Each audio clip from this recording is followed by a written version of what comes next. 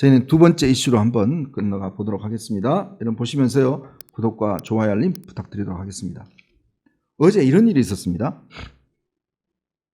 어제 정청래가 법사위 전체 회의를 소집을 했어요.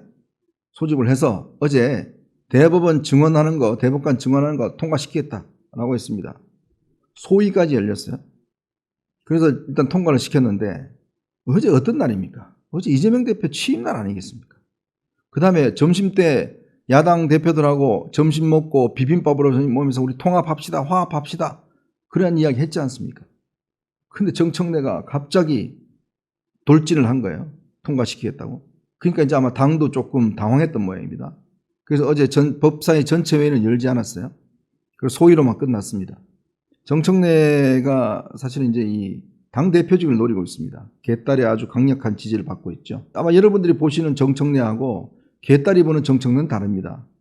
정청래를 보는 개딸의 입장은 아우 속 시원하다, 아주 시원시원해 잘한다, 그런 평가를 받고 있거든요. 솔직히 정청래에 대해서 이재명 대통령도 썩 좋아하지 않는 것 같습니다. 너무 돌출적이니까요. 근데 이 정청래가 지금 당권 장악을 위해서 어쨌든 돌진을 하고 있는데 브레이크가 잘 안 먹히는 것 같습니다.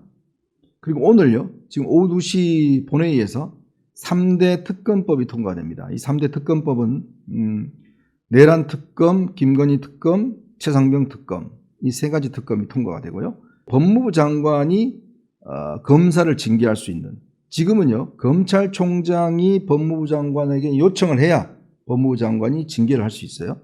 검찰총장의 요청이 없으면 하지 못합니다. 근데 이 법을 바꿔서 법무부 장관도 독자적으로 검사를 징계할 수 있도록 하는 법안. 여러분 이제 느낌이 오시죠? 아마 윤호중 의원이 유력하다는데, 정치인이 가서 검사들 너 징계 마구 때리려고 하는 것 같습니다. 그 법을 오늘 통과시킬 것 같습니다. 거기에 3대 특검법을 하는데요. 내란 특검법에 원래 검사가요 40명이었습니다. 검사만. 근데 그걸 60명으로 늘렸대요. 한 지청 단위 규모입니다. 지청 단위 규모. 지청보다 많을 것 같은데요. 60명 규모로 내란 특검을 하겠다는 겁니다. 거기에 김건희 특검, 3대 특검을 동시에 시작하겠다는 거예요. 이것이야말로 문재인 정부 들어서서 시작했던 적폐청산, 그때 각 부처마다 적폐청산위원회가 걸려서 거의 100여 명의 공무원이 아마 수사를 받고 구속되고 했습니다. 지금 똑같은 일이 벌어질 것 같습니다. 사실 지금 윤석열 전 대통령과 군인들이 전부 다 구속돼 재판을 받고 있습니다. 윤석열 전 대통령 구속시도 나와 있죠. 그러니까 한 사건에 대해서, 동일 사건에 대해서 이중 기소는 안 됩니다. 그거는 더 이상 건드리지 못해요. 새로운 죄에 대해서 추가 기소는 할 수 있죠. 그렇지만 현재 내란죄에 대해서는 더 이상 할 수 없습니다. 이걸 왜 하겠습니까? 60명이나 들여서. 검사가 60명이면요. 검사 보호하고 합하면 와, 숫자가 어마어마할 겁니다. 한 3달 정도 할 것 같거든요. 그러면 누굴 타겟으로 하느냐? 1열, 2열, 3열, 4열, 5열까지 다 뒤지겠다는 거 아니겠습니까? 즉 1열 윤석열, 2열 군인들, 3열 지금 한덕수, 최상목, 그 다음에 추경호, 그 다음에 국민의힘 의원들, 친윤, 그 다음에 거기에 부안해동한 공무원들 전부 다 탈탈 털겠다는 겁니다. 60명이세요. 60명이 한 명만 구속해도 60명 구속되는 거예요. 아, 참 대단합니다. 이게 또 검사가 민주당과 조국혁신당만 추천할 수 있도록 되어 있습니다. 그러니까 자기들이 북치고 장구치고 다 하고 그냥 거의 국회 검찰 같아요. 국회 검찰. 민주당 검찰이죠. 민주당 검찰. 거의 그런 식으로 운영을 하겠다는 겁니다. 거기에다가 김건희 여사 특검법, 이 최상병 특검법도 동시에 가동을 하기 시작합니다. 거의 특검 세상이 되는 것 같습니다. 어제 이재명 대통령이 취임을 하고 난 다음에 통합과 상생을 이야기했는데 하루가 지나지 않아서 바로 이런 것이 들어옵니다. 이재명 대통령이 어제 하루 동안 경호처의 경호를 받지 않겠다. 얘들 수상하다. 아직 적폐청산이 안 됐다. 내란 세력 청산이 안 됐다. 그래 어제 하루 동안 경호처 경호를 안 받았어요. 경찰이 했습니다. 어제 어떤 모습이 나냐면 취임식 때 경호처와 경찰이 싸움 났어요. 서로 경찰은 자기들 경호하는데 경호처는 또 이 임무가 있지 않습니까? 하겠다고 밀치다가 경찰하고 싸움이 났습니다. 참 희한한 모습입니다. 근데 이제 오늘부터는 경호처가 경호를 맡는다고 합니다. 참 아주 희한한 장면들이 많이 연출이 되고 있습니다. 더군다나 지금 오늘 아침에 조희대 대법원장이요. 출근길에 이런 이야기를 했습니다. 어제 법사위를 통과했던 대법관 증언 문제. 이 30명을 1년에 4명씩 증언하겠다고 30명을 하겠다는 거 아니겠습니까? 국민의 윤리에 가장 바람직한 개편은 뭔지 국회에 설명하고 협조할 필요가 있다고 생각한다. 공론의 장이 마련되길 희망한다. 미국의 대법관은요 9명입니다. 미국의 대법관은 이 9명 숫자는요 건국 이래 한 번도 바뀐 적이 없습니다. 그런데 바이든 대통령이 하원 상원을 다 장악하고 있을 때 이거를 14명으로 늘리려고 그랬어요. 왜? 이 대법관은 종신직입니다. 미국은요. 근데 보수가 우위예요. 6대5로. 자, 그러다 보니까 안 되겠다. 이 진보 우위로 만들어야 되겠다 해서 5명을 더 늘리는 법안을 냈는데 오히려 민주당 내에서 반대를 했습니다. 결국 무산됐어요. 왜? 이런 사법 시스템은 바꿀 때는 정말 신중해야 된다. 심지어 멕시코가요. 이 멕시코 전 대통령이 자기 마음에 들지 않는 판결을 했다고 해서요. 법관들 전체를 다 투표로 뽑았어요. 그래서 전국에는 법관들을 전부 다 선거를 했습니다. 대법관부터 시작해서. 투표율이 몇 퍼센트인지 아십니까? 12%예요. 사람들이 안 합니다. 투표를 안 합니다. 세상에 법관을 다 투표를 합니다. 근데 멕시코가 이 마약 카르텔이 유명하잖아요. 제가 볼 때는 거의 판사들, 카르텔과 연관된 판사들이 대거 들어올 것 같아요. 나라가 개판되는 겁니다. 지금 현재 우리는 14명입니다. 우리는 전원합의체라는 걸 해요. 14명의 대법관이 다 모여서 어떤 판결에 대해서 전원합의를 해서 판례를 바꿉니다. 근데 이걸 30명으로 하겠다는 거예요. 모일 수도 없어요. 장경태는 심지어 이거를 100명으로 하겠다고 그랬습니다. 근데 30명을 늘리면 무슨 문제가 생기냐? 전원합의체 합의를 할 수가 없어요. 너무 많은 숫자에서.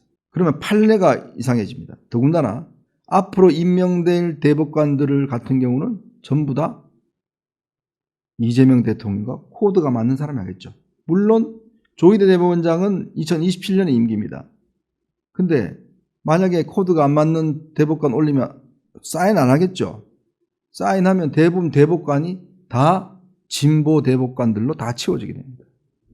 그러면 뭐 이제 앞으로 민주당 사람들은 대법원까지 가면 처벌될 가능성이 거의 없게 되는 거죠. 그리고 이제 곧 민주당이 할 게 바로 이제 이재명 대통령의 공직선거법 위반 사건을 면소시키는 공직선거법 개정, 그 다음에 재판을 중단하는 형사소송법 개정, 요거를 곧 통과시키겠다는 거예요. 왜? 오는 18일 날, 6월 18일 날 공직선거법 위반 사건 재판이 열립니다. 그 전에 빨리 처리하겠다는 거죠. 그리고 오늘 이화영 전 경기도부지사, 평화부지사에 대한 대법원 확정 판결이 있습니다. 네, 조금 전에 났다는 거죠. 대법원에서 이화영 전 평화부지사에 대해서 7년 8개월 원심 확정이 됐습니다. 자, 이 대북 송금 사건이에요. 그런데 평화부지사가 지사 몰래 대북 송금할 수 있습니까? 없죠. 그런데 이 사건 지금 이재명 대통령 재판 지금 1심 진행 중에 있습니다. 그런데 공범이 오늘 7년 8개월 대법원에서 원심 확정을 받았어요. 근데 대통령이 되면 재판을 중단하는 법을 통과 안 시키면 각 재판부가 독자적으로 판단할 수 있도록 하는 겁니다. 근데 이걸 빨리 통과시켜야 되잖아요. 이러니까 바로 한동훈 전 대표가 입장문을 냈습니다. 사법부를 흔드는 독립을 해체하는 법안을 서서 죽더라도 막겠다라는 입장을 냈습니다. 한 나라의 사법부를 움직이는 것은 굉장히 신중해야 됩니다. 연구도 많이 해야 되고. 왜? 대법관을요 30명 늘리는 게 그게 아닙니다. 30명 늘리면 밑에 있는 재판연구관도 똑같이 늘려야 됩니다. 그럼 법원을 엄청나게 커져요. 그러면 국민들 예산 엄청나게 들어갑니다. 그리고 아까 제가 말씀드렸던 법 체계상 문제가 생겨버립니다. 전원 합의체를 할 수가 없어요. 그렇게 되면 이 사법 이 시스템 자체가 무너지기 때문에 그걸 해야 되는데 참 걱정이 앞섭니다. 이 사법 리스크가 있는 대통령이다 보니까 이거를 어떤 하기 위해서 계속적으로 아마 이번 6월 한 달 동안은 본인의 방탄 입법들을 할 것 같은데 여러분 기억나시죠? 이명박 대통령이 압도적으로 당선된 이후에 첫 번째 미국 방문에서 미국산 쇠고기 수입 허용을 했다가 광우병 사태로 어마어마한 하여튼 이 저항에 부딪혔지 않습니까? 마찬가지로 지금 이재명 대통령이 취임과 동시에 이렇게 지금 적폐청산 몰아붙이는 이유가 결국은 공무원들과 야당을 꼼짝 못하게 하면서 한편으로는 자신의 방탄 입법을 통과시키는 이런 분위기를 조성하기 위한 저는 정책 셈법이 있는 것이 아닌가라는 생각이 들어요. 공포 분위기를 조성해서 한편으로는 자기 입법을 통과시켜서 뭐 이런 것들을 하기 위한 국민들의 시선을 이쪽보다는 저쪽으로 돌리는. 왜냐? 야, 누구 뭐 구속됐더라. 누구 하면 이쪽 관심 있잖아요. 그쪽으로 확 돌리면서 이쪽에서는 법 통과시키고. 뭐 이런 이중전법을 쓰긴 이 성동격서 전략을 쓰려는 게 아닌가. 저는 그렇게 생각이 되어집니다. 그런데 법 바꾸는 거 이거 신중하셔야 됩니다. 사법부가 한번 바뀌면요. 피해는 결국 국민들이 올 수밖에 없습니다. 사법 비용 어마어마하게 늘어납니다. 뭐 사심제까지 한다는 거 아니에요? 그러면 사심제까지 하려면 그 돈이 얼마나 들겠습니까? 요즘 재판 한번 가려면요. 기본 단가가 최하 변호사 사면 1,000만 원입니다. 최하. 그냥 수임하는데 1,000만 원이에요. 변호사들. 그 돈을 감당할 수 있겠습니까? 이 변호사들만 좋아지는 시대 아니겠어요? 근데 그걸 왜 하려고 그러는지 모르겠습니다.